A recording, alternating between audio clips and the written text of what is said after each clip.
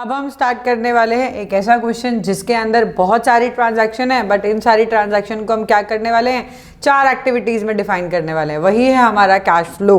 ठीक है, पहला है ऑपरेटिंग, सेकंड है इन्वेस्टिंग, थर्ड है financing and cash and cash equivalent.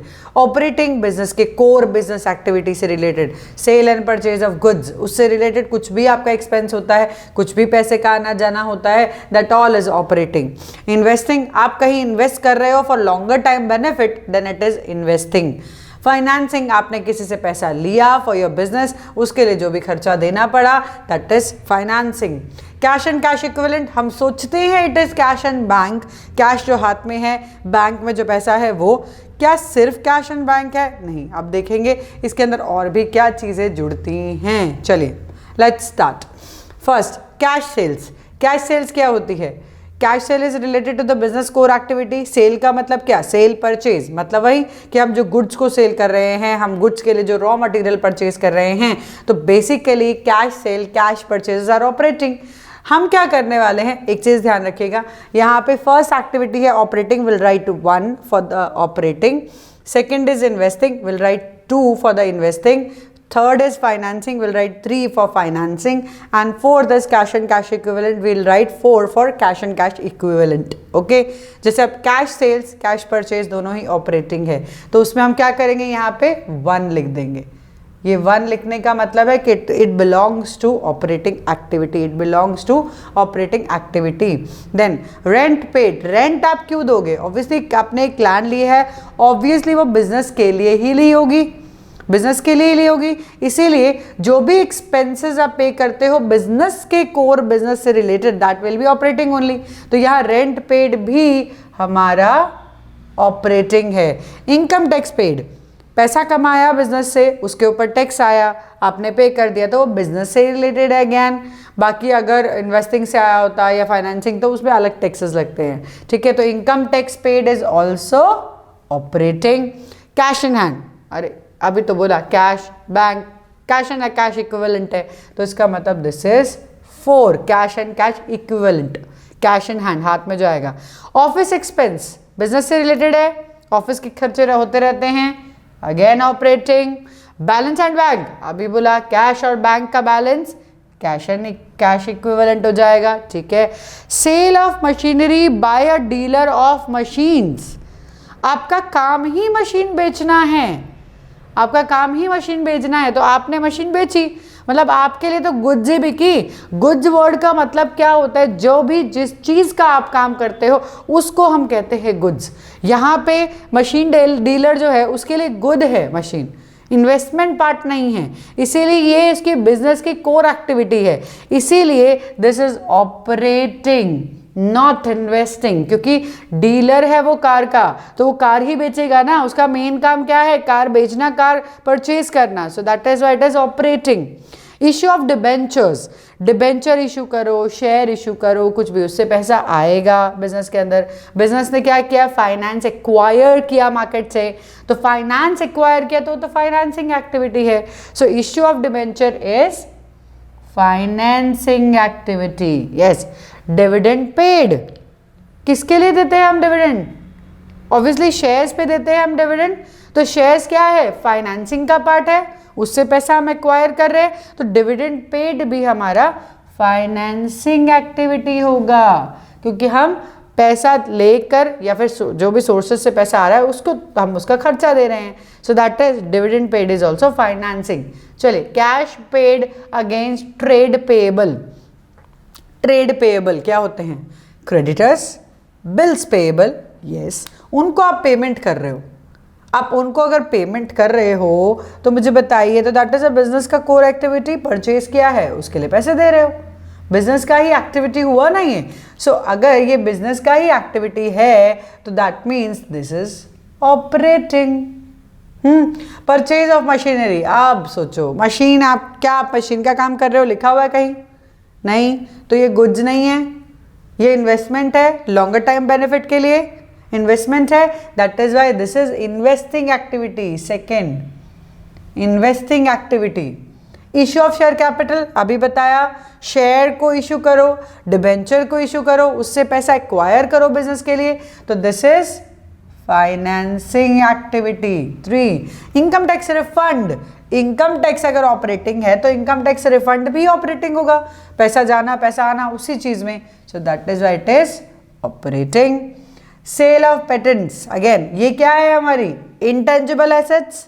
Tangible asset हो या इंटेंजिबल एसेट हो, एसेट को लेना और परचेज करना और सेल करना इन्वेस्टिंग ही होता है, क्योंकि वो लॉन्गर टाइम बेनिफिट के हिसाब से हम काम कर रहे हैं। So that is why this is investing activity. That means 2 purchase of marketable securities. अब यहाँ आता है थोड़ा सा change.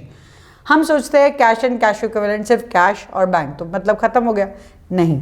Purchase of marketable security का मतलब होता है जो इजीली लिक्विडेट हो पाए, ऐसी सिक्योरिटी जिसको जब भी आप चाहो तब आप लिक्विडेट कर सकते हो, इसीलिए इसे हम कैश एंड कैश इक्विवेलेंट में मानते हैं। 4 कैश एंड कैश इक्विवेलेंट में मानते हैं। ध्यान रखना, मार्केटेबल, नॉन मार्केटेबल नहीं, मार्केटेबल, ठीक है, जिसको आप जल्दी से कन्वर्ट कर सकते हो।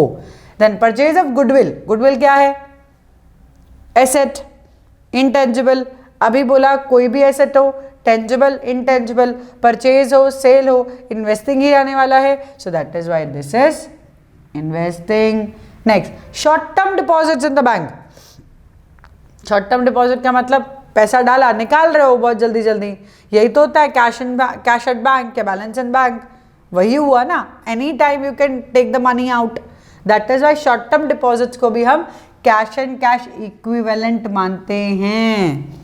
ये ध्यान रखना, अभी आया ना समझ, और चीजें ऐड हो रही है, मार्केटेबल सिक्योरिटी ऐड हो रही है, शॉर्ट टर्म डिपॉजिट ऐड हो रहे हैं आपके कैश एंड कैश इक्विवेलेंट में, तो ध्यान रखना है कैश एंड कैश इक्विवेलेंट सिर्फ कैश और बैंक नहीं है, बहुत सारी चीजें ऐड हो रही हैं। Then purchase of securities, non marketable, word लिखा है नॉन मार्केटेबल, ना लिखा होता तो कैश एंड कैश इक्विवेलेंट था, बट नॉन मार्केटेबल है, सिक्योरिटीज परचेज कर रहे हो मतलब आप इन्वेस्ट कर रहे हो, है ना, ऑब्वियसली इन्वेस्टमेंट एक्टिविटी हो जाएगी ये, सो that is why this is a investment activity, क्योंकि आप लॉन्गर टाइम बेनिफिट के लिए सिक्योरिटीज परचेज कर रहे हो, ये ऐसा ही है एक तरह से। Cash receive from debtors, debtors are the part of our core activity, creditors debtors सब, तो उनसे पैसा रिसीव करना या फिर क्रेडिटर को पे करना सब बिजनेस का ही पार्ट है, तो that is why this is operating activity. Understood? तो हमने क्या किया, सारी की सारी ट्रांजैक्शंस को देखा, कौन सी ऑपरेटिंग से रिलेटेड है, कौन सी इन्वेस्टिंग से रिलेटेड है, फाइनेंसिंग से एंड कैश इक्विवेलेंट से। कुछ एक चीज़ें देखते जाओ, बाइफिकेट करते जाओ, बहुत ज़रूरी होता है समझना पहले कि एक्टिविटी है क्या, नहीं समझ में आएगा तो आप पूरी कैश फ्लो स्टेटमेंट नहीं बना पाओगे, तो पहले इसे ध्यान से समझो। Now we talk about financial enterprises and non-financial enterprises. Financial enterprises कौन सी होती हैं? जहाँ पे पैसे का ही बिजनेस है, मतलब मैं पैसा आपको उधार में दूँ, उसका इंटरेस्ट लूँ, मैं किसी से लूँ पैसा उसको इंटरेस्ट दूँ, यही मेरा काम है, मतलब पैसे से पैसा कमाने वाला ही काम है मेरा। तो फाइनेंशियल एंटरप्राइजेस की बात करें, बैंकिंग हो सकती है, जहाँ पे भी आप पैसा डिपॉजिट कराते हो वहाँ से पैसा इंटरेस्ट पे आता है, so that all is financing. Non financing companies क्या होती हैं? नॉन फाइनेंसिंग कंपनीज की अगर हम बात करते हैं तो again normal course of business, जो हम गुड्स एंड सर्विसेज बनाती हैं वो सारी कंपनीज। अब हमें क्लासिफाई करना है इनमें से कौन सी ट्रांजैक्शन ऑपरेटिंग है, ऑपरेटिंग, फाइनेंसिंग इन्वेस्टिंग नहीं। देखते हैं क्या होगा, इन्वेस्टिंग है फाइनेंसिंग है क्या है, but operating activity for the financial and non financial. Financial मतलब जो मनी में ही डील करती है, जिसका काम ही है ये सब पैसे को खरीदना और सिक्योरिटीज को खरीदना और बेचना, ठीक है, सो वो फाइनेंशियल कंपनी होती है। चलिए देखते हैं, पहले फाइनेंशियल कंपनी की बात कर रहे हैं, नॉन फाइनेंशियल की बात नहीं कर रहे। फाइनेंशियल, पैसा, purchase of security of the company, securities again related to the money, so yes it is operating, yes it is operating for financing company, yes it is for financing company, मैं F लिख रही हूँ financing के लिए, ये operating है। Brokerage paid for the above purchases, security को purchase करना फाइनेंसिंग हुआ, तो उसके ऊपर का खर्चा भी financing, sorry not financing, operating हुआ, क्योंकि ये फाइनेंशियल कंपनी का ऑपरेटिंग हुआ, ठीक है। अगर बाकी किसी कंपनी की बात करते तो देखते हैं क्या होता, सिक्योरिटीज को परचेज करना, किसी से पैसा लेना, किसी को पैसा देना, उसके ऊपर का खर्चा सारा ऑपरेटिंग है फाइनेंसिंग कंपनी, फाइनेंशियल कंपनी के लिए जो पैसे से रिलेटेड काम कर रही है। Sale of security of the company. Again purchase of security अगर ऑपरेटिंग है तो सेल ऑफ सिक्योरिटी भी ऑपरेटिंग होगा। Yes, it is operating. Next, dividend and interest received on security. Again हमारा काम ही है सिक्योरिटी को परचेज सेल करना, उसके ऊपर की इनकम, उसके ऊपर का एक्सपेंस, सब ऑपरेटिंग है हमारे लिए। ठीक है, dividend paid to share holders, ये कभी किसी भी कंपनी के लिए ऑपरेटिंग नहीं हो सकता। शेयर होल्डर का मतलब ही यही होता है कि कोई हमें पैसा दे रहा है, शेयर होल्डर्स हैं, ओनर्स हैं, उनको हम डिविडेंड पे कर रहे हैं, तो ये हमेशा फाइनेंसिंग ही रहेगा, हमेशा। ठीक है, तो ये ऑपरेटिंग नहीं है फाइनेंशियल कंपनी के लिए। Then interest paid on borrowing, borrow क्या करना, क्या काम है हमारा, बोरो करना काम है हमारा, उसके ऊपर का खर्चा, normal course of business, that is why it is operating for the financial enterprises. ध्यान रखना है, फाइनेंशियल एंटरप्राइजेस के लिए interest paid on the borrowing is a operating, क्योंकि बोरो करना, बोरो देना, ये दोनों ही काम है उनका। सेम में देखो, लोन एंड एडवांसेस मेड, हमने सामने वाले को पैसा दिया, यही तो काम है, तो इसीलिए यही हमारा ऑपरेटिंग एक्टिविटी है, ध्यान रखना है। Receipt of loan and advances made, पैसा आ गया जो दिया था, ऑपरेटिंग, क्योंकि यही काम है cell purchase of what, money. Cell purchase क्या हुआ, लोन देना, लोन लेना, बोरिंग देना, बोरिंग लेना, ये सब चीजें ही हमारा काम है। तो except this E part, everything else is operating for financial company, financial. ठीक है, नॉन फाइनेंशियल के लिए क्या है ये, चलो नॉन फाइनेंशियल के लिए देखते हैं हम क्या है ये। पहला, purchase of security of a business, हमने आई थिंक लास्ट क्वेश्चन में एक जगह किया था, जब भी कंपनी सिक्योरिटीज परचेज करती है, if it is non marketable securities purchase करती है, तो वो इन्वेस्टिंग है लॉन्गर टाइम बेनिफिट के लिए। तो मतलब पहला वाला इन्वेस्टिंग एक्टिविटी है, मैं IA लिख रही हूँ, इन्वेस्टिंग एक्टिविटी हो गया। ब्रोकरेज पेड वो उसी के ऊपर है, इन्वेस्टिंग वाले सिक्योरिटीज के ऊपर है, इसीलिए ये भी इन्वेस्टिंग एक्टिविटी है। ठीक है, sale of security again investing activity, क्योंकि sale and purchase of security both are investing. ठीक है, तो ये भी इन्वेस्टिंग हो गया। इंटरेस्ट डिविडेंड रिसीव्ड है, ऑब्वियसली ये भी आपका इन्वेस्टिंग हो गया, क्योंकि उस इंटरेस्ट किस पे मिल रहा है, सिक्योरिटीज पे। सिक्योरिटीज क्या हैं, एसेट ऑफ द कंपनी, तो एसेट से रिलेटेड कोई भी हमारे पास रिसिप्ट होता है तो वो इन्वेस्टिंग है। ठीक है, dividend paid to share holders, मैंने आपको अभी बताया, dividend paid to share holders कभी भी never it will be a operating sum for any enterprise, financial हो नॉन फाइनेंशियल हो, ये हमेशा फाइनेंसिंग एक्टिविटी रहेगी, ये हमेशा फाइनेंसिंग एक्टिविटी रहेगी। Interest paid to borrowing on the borrowing, borrowing एक नॉर्मल कंपनी के लिए क्या है, फाइनेंस, उसके ऊपर का खर्चा, फाइनेंसिंग एक्टिविटी, तो this is also financing activity. Next, loan and advances made, आपने किसी को पैसा दिया है तो वो आपका इन्वेस्टमेंट होगा, लॉन्गर टाइम बेनिफिट है, इसीलिए that will be your investing activity. Investing, receipt of this again investing, क्योंकि लोन देना, लोन लेना दोनों ही इन्वेस्टिंग होता है नॉर्मल नॉन फाइनेंशियल कंपनी के लिए। तो ये नॉन फाइनेंशियल कंपनी के लिए इन्वेस्टिंग है, ये फाइनेंसिंग है। ठीक है, फाइनेंसिंग कंपनी के लिए except this E part, everything else is operating, क्योंकि पैसे से ही डील करती है फाइनेंसिंग वाली। तो इसको बहुत अच्छे तरीके से समझो, अगर एक फाइनेंशियल एंटरप्राइज है तो उसके लिए पैसा लेना, सिक्योरिटीज खरीदना, ये सब चीज़ों का ही काम है। तो बेसिक जो हमारी कंपनीज के लिए इन्वेस्टिंग है कई जगह पर, वो उनके लिए ऑपरेटिंग है। तो ध्यान रखना है, क्लासिफाई करना इस तरीके से हमें आना चाहिए। कोई बात नहीं, इसके बाद हम देखेंगे क्या इनफ्लो है, क्या आउटफ्लो है, उसको समझने की कोशिश करेंगे। अब हम बात कर रहे हैं कि कैश आ रहा है हमारी फर्म में, जा रहा है, या कुछ भी नहीं हो रहा है, नो इनफ्लो नो आउटफ्लो। कौन सी ट्रांजैक्शन से हमें पता चलेगा कि पैसा आ रहा है, कौन सी ट्रांजैक्शन से हमें पता चलेगा कि पैसा जा रहा है, बिजनेस से, अकाउंट से नहीं, बिजनेस से। समझना है हमें ये बात, बिजनेस में पैसा आना इनफ्लो, जाना आउटफ्लो, उसका कोई चेंज ना होना नो फ्लो। ठीक है, तो अब हमें ये ट्रांजैक्शंस में बताना है कि पैसा आ रहा है, जा रहा है, क्या। चलो स्टार्ट करते हैं फर्स्ट से। Sale of fix asset book value 50,000 at a loss of 5,000, मतलब मैंने 5,000 रुपये कम पे 50,000 रुपये की चीज़ बेची, तो 45,000 तो मिले ना, पैसा तो आया बिजनेस के अंदर, that is why here it is inflow, this is inflow, पैसा आ रहा है। Purchase of stock in trade for cash, आप परचेज कर रहे हो रॉ मटेरियल तो पैसा दे रहे हो, क्या हो रहा है ये आउटफ्लो, हमारा कैश जा रहा है। समझना है कैश आ रहा है या जा रहा है।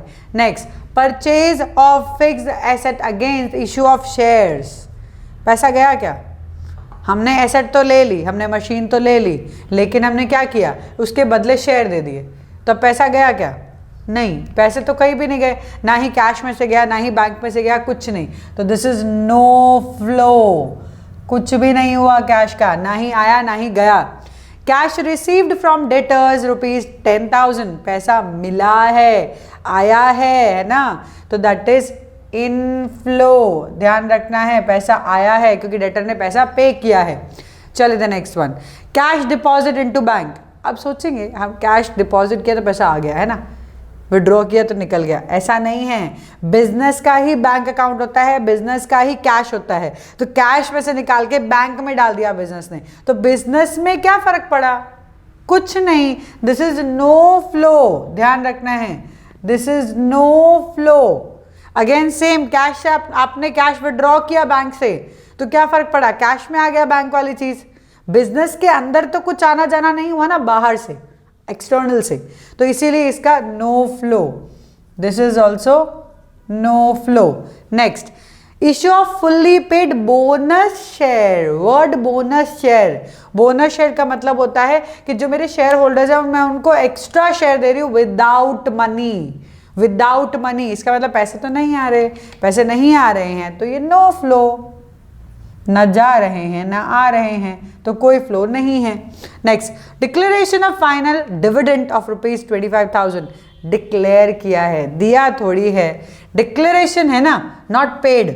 अगर ये पेड होता तो ये आउटफ्लो था, डिक्लेयर किया है मतलब हम नेक्स्ट ईयर देंगे, अभी नहीं दे रहे हैं, समझो। डिक्लेरेशन ऑफ फाइनल डिविडेंड, हमने डिक्लेयर किया है कि वी विल गिव, बट दिया तो नहीं है ना, तो अभी के लिए नो फ्लो। नेक्स्ट ईयर जब दे देंगे तब हम कहेंगे it is outflow, not now. Increase in the bank overdraft, bank overdraft क्या है? जो बैंक हमें पैसा एक्स्ट्रा देता है, थोड़ा सा भी चलो और ले लो और ले लो, तो इनडायरेक्टली हमारे अकाउंट में क्या आया? वो आ गया हमारे अकाउंट में पैसा इनसाइड, दैट इज इनफ्लो, हमारा पैसा आ गया है, ठीक है। लास्ट है डिक्रीज इन कैश क्रेडिट, हमने क्रेडिट लिया हुआ था बैंक से, छोटा छोटा क्रेडिट, वो हमने कम कर दिया, पैसा दे दिया है, सो that is why it is outflow. ध्यान रखना है, external, external not internal, externally अगर हम किसी से लेना देना करते हैं तो वो इनफ्लो आउटफ्लो होता है, लेकिन इंटरनली एक दूसरे को बैंक से कैश में डाल देना, कैश से बैंक में डाल देना, ये सब फ्लो नहीं होते हैं, ये फ्लो नहीं है, ध्यान दो।